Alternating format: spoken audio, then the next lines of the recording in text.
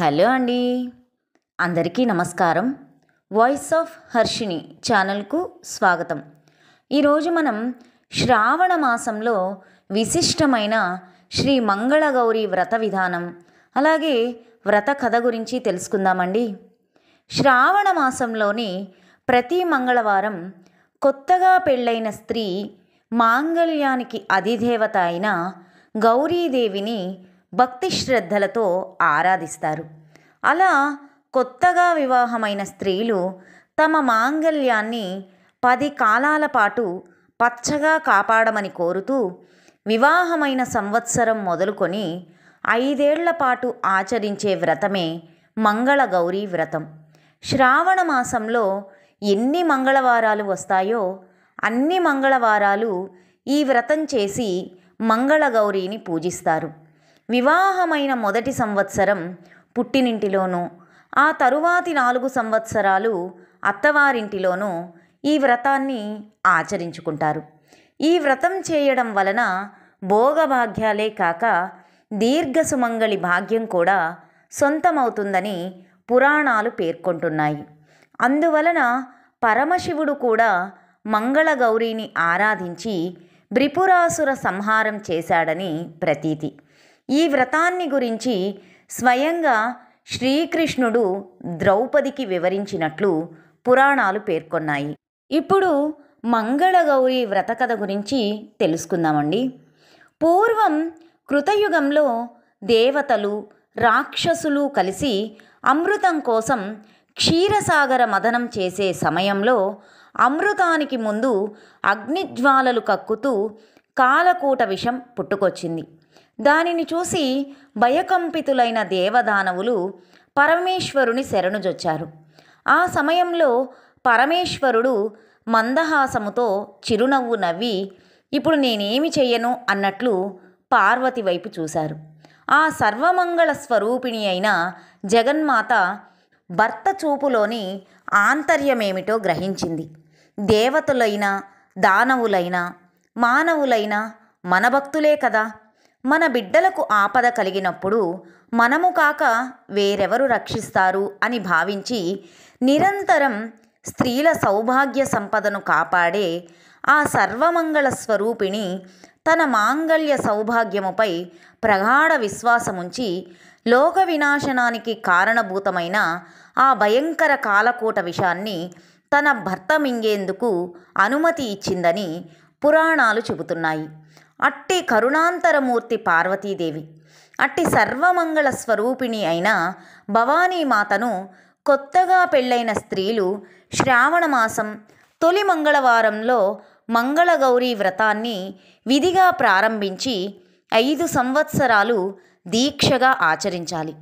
అలా ఈ వ్రతాన్ని చేపట్టిన స్త్రీలపై శ్రీ మంగళగౌరీ కటాక్షముతో వైధవ్య బాధలు లేకుండా వారి జీవితాంతం సర్వసౌఖ్యములతో గడుపుతారని పురోహితులు అంటున్నారు. పార్వతీదేవికి మరో పేరు మంగళగౌరి. శ్రావణ మాసంలో వచ్చే 4 మంగళవారాలు మంగళగౌరి అయిన పార్వతీదేవిని పూజించాలి. మంగళగౌరి ఎక్కడ ఉంటుందో తెలుసా? పసుపు, కుంకుమ, పూలు, సుగంధాది ద్రవ్యాలలోనూ, ఆవు నేతితో ప్రకాశించే జ్యోతిలోనూ కొలువై ఉంటుంది. మొదట సౌనకాది మహర్షులకు మంగళగౌరి మహత్యాన్ని సూతుల వారు వివరించారు. నారద మహర్షి ఈ వ్రత మహత్యాన్ని సావిత్రీదేవికి ఉపదేశించారు. శ్రీకృష్ణుడు వ్రత విధానాన్ని, వ్రత మహత్యాన్ని ద్రౌపదికి వివరించారు. చాలా కాలం క్రితము జయపాలుడనే రాజు మాహిష్మతి నగరాన్ని పాలించేవాడు. భోగభాగ్యాలు ఎన్ని ఉంటేనేం ఆయనకు సంతానం కలగలేదు. ఆ దంపతులకు అదే దిగులు. ఎన్ని నోములు నోచినా, ఎన్ని దానాలు చేసినా ఫలితం శూన్యం. చివరికి పరమేశ్వరునికి ఆ మహారాజు దంపతులపై కరుణ కలిగినది. పరమేశ్వరుడు ఓ సన్యాసి రూపములో జయపాలుని నగరానికి వచ్చి అంతఃపురం బయట ద్వారము వద్ద నిలబడి భవతీ భిక్షాందేహి అనేసి అక్కడి నుండి వెళ్ళిపోయాడు. జయపాలుని భార్య అన్నీ సమకూర్చుకొని భిక్ష వేసేందుకు వచ్చే లోపలే ఆ సన్యాసి వెళ్ళిపోయాడు. ఇలా 3 రోజులు జరిగింది. జరిగినదంతా భర్తకు వివరించింది. రేపు ఆ సన్యాసి వచ్చే ముందే నీవు సిద్ధంగా ఉండమని భార్యతో చెప్పాడు ఆ రాజు. మరుసటి రోజు సన్యాసి రావడం చూసి మహారాణి బంగారు పళ్ళెంతో సహా భిక్షలో వేయబోయింది. ఆ సన్యాసి ఆ భిక్షను స్వీకరించక, సంతానము లేని వారి చేతి భిక్ష నేను స్వీకరించనని పలికేసరికి, అయితే మహాత్మా, సంతానము కలిగే మార్గాన్ని ఉపదేశించండి అని వేడుకోగా, ఆ సన్యాసి రూపములో ఉన్న ఈశ్వరుడు, అమ్మా, నేను చెప్పబోయేది నీ భర్తకు తెలియజేయి. నీల వస్త్రాలను ధరించి నీలం రంగు అశ్వాన్ని అధిరోధించి ఒంటరిగా నీ భర్తను నగరం తూర్పు దిక్కుకు వెళ్ళమను. అక్కడ అరణ్యంలో అతని నీలాశ్వం ఎక్కడ అలసటతో క్రింద పడుతుందో అక్కడ దిగి త్రవ్వమను. ఆ త్రవ్వకం నుండి ఒక స్వర్ణ దేవాలయం బయటపడుతుంది. ఆ స్వర్ణ దేవాలయంలో ఉండే అమ్మవారిని శ్రద్ధాభక్తులతో పూజిస్తే ఆమె మీకు సంతానాన్ని ఇస్తుంది అని చెప్పి వెళ్ళిపోయాడు సన్యాసి రూపి అయిన శివుడు. ఈ విషయమంతా భర్తకు చెప్పి ఆ విధంగా చేయసాగారు. స్వర్ణ దేవాలయంలో ఉన్న అమ్మవారిని జయపాలుడు ప్రార్థించాడు. జయపాలుని భక్తికి మెచ్చి ధనాన్నిస్తాను కోరుకోమంది అమ్మవారు. నాకు ధనము వద్దు, సంతానము కావాలని అన్నాడు జయపాలుడు.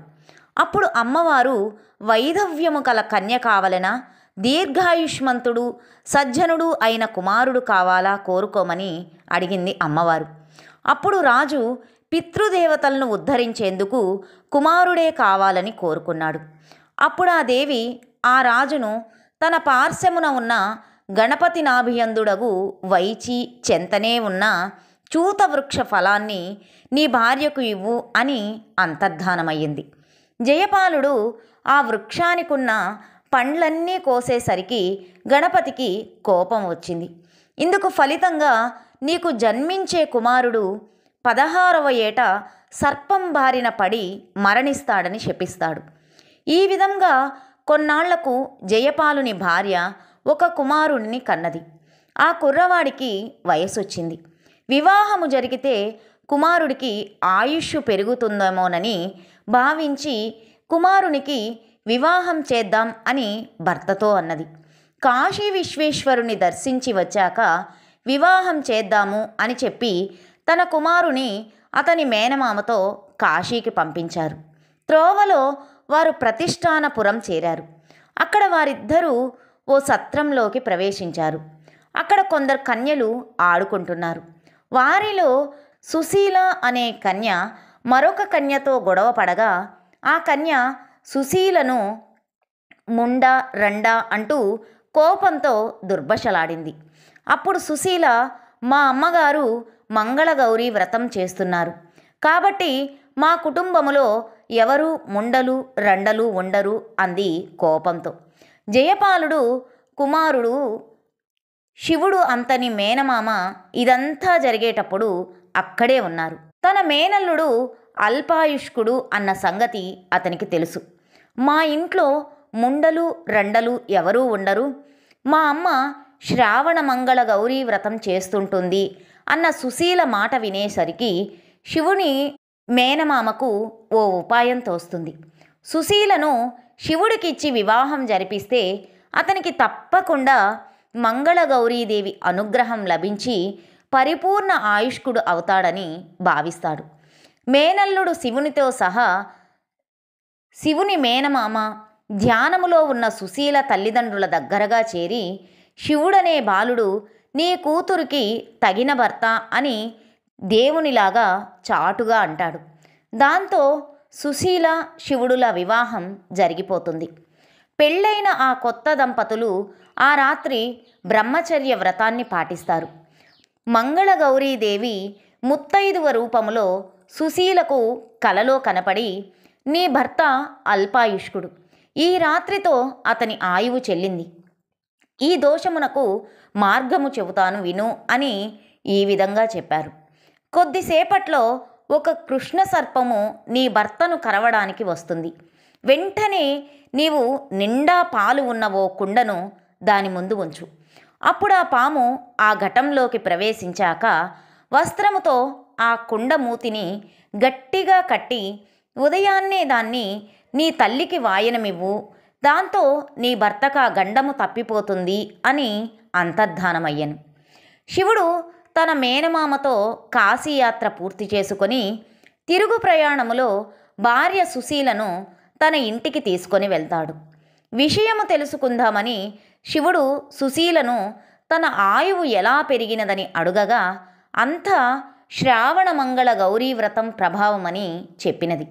ఈ విధంగా శ్రీకృష్ణుడు ఈ కథను ద్రౌపదికి చెప్పారు. విన్నారు కదండి, శ్రావణమంగళ గౌరీవ్రత కథ. మీకు నచ్చినట్లయితే లైక్ చేయండి, షేర్ చేయండి, కామెంట్ చేయండి. నా ఛానల్ను సబ్స్క్రైబ్ చేసుకొని నన్ను ఎంకరేజ్ చేయండి. ఉంటానండి.